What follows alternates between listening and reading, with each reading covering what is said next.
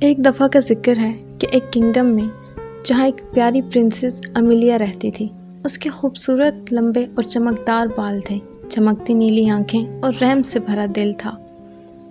Amelia کو اس kingdom کے لوگ بہت پسند کرتے تھے۔ امیلیا کی مسکراہٹ اتنی حسین تھی کہ وہ کالے بادل والے دن کو بھی روشن کر دے۔ ایک دن امیلیا سیر کو نکلی تو وہ جنگل کے پاس پہنچ گئی۔ وہاں اس نے ایک عجیب سا پھول دیکھا جو دوسرے پھولوں سے کافی الگ تھا۔ اس پھول کی گہری جامنی پنکھڑیاں تھیں اور ایک عجیب سی خوشبو۔ امیلیا نے اسے یہ سوچ کے توڑ لیا کہ اس کے باغ میں ایک نئی قسم کے پھول کا اضافہ ہو جائے گا، لیکن امیلیا یہ نہیں جانتی تھی کہ یہ پھول مورگانا نامی ایک وچ کا ہے جو جنگل میں رہتی تھی۔ مورگانا نے اس پھول پہ جادو کر رکھا تھا۔ وہ نہیں چاہتی تھی کہ کوئی بھی اس کے جنگل میں قدم رکھے۔ جیسے ہی امیلیا نے اس پھول کو اپنے بالوں میں لگایا، جادو کا اثر شروع ہو گیا۔ اس رات جب امیلیا اپنے بیڈ پہ سو رہی تھی، اسے عجیب سا خوف محسوس ہوا۔ جب وہ اٹھی تو اس نے دیکھا کہ اس کے ہاتھوں میں کانٹے چبھے ہیں اور اس کی سنہری بال کالے ہو چکے ہیں۔ اس کی خوبصورت نیلی آنکھوں میں سبز رنگ تھا۔ وہ ایک وچ بن چکی تھی۔ امیلیا بہت پریشان ہو گئی۔ کسی نے اس کی بات پہ یقین نہیں کیا کہ وہی پرنسس ہے اور اسے محل سے باہر نکال دیا۔ امیلیا بہت پریشان تھی اور اسے اپنے دوست وزٹ کی یاد آئی تو وہ اس کے پاس گئی۔ امیلیا نے اسے سب کچھ بتایا۔ وزٹ پہچان چکا تھا کہ یہی امیلیا ہے۔ وزٹ نے کہا کہ اس جادو کو صرف مورگانا ہی توڑ سکتی ہے۔ اس وزٹ نے امیلیا کو مورگانا کے گھر کا پتہ بتایا اور اسے خبردار رہنے کے لیے کہا، کیونکہ جنگل میں امیلیا کو بہت سی مشکلات کا سامنا کرنا تھا۔ امیلیا نے ہمت کی اور جنگل کی طرف بڑھی۔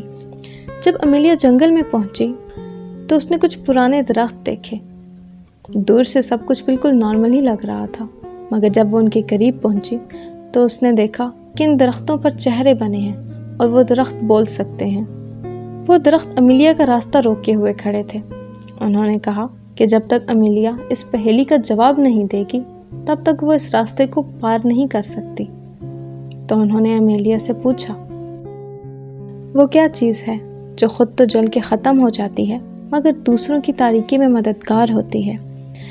امیلیا نے کافی سوچا اور جواب دیا، کینڈل، جو خود تو جلتی ہے مگر دوسروں کو روشنی دیتی ہے۔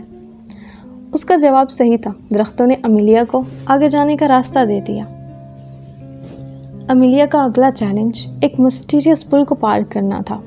دکھنے میں وہ بالکل عام سا پل لگ رہا تھا، لیکن جیسے ہی امیلیا نے اسے پار کرنا شروع کیا تو اس کے ذہن میں عجیب سے خیالات آنے لگے۔